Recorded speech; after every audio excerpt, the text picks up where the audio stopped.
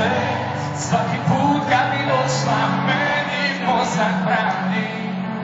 da se tebi predam, tvoja pojava me hrani,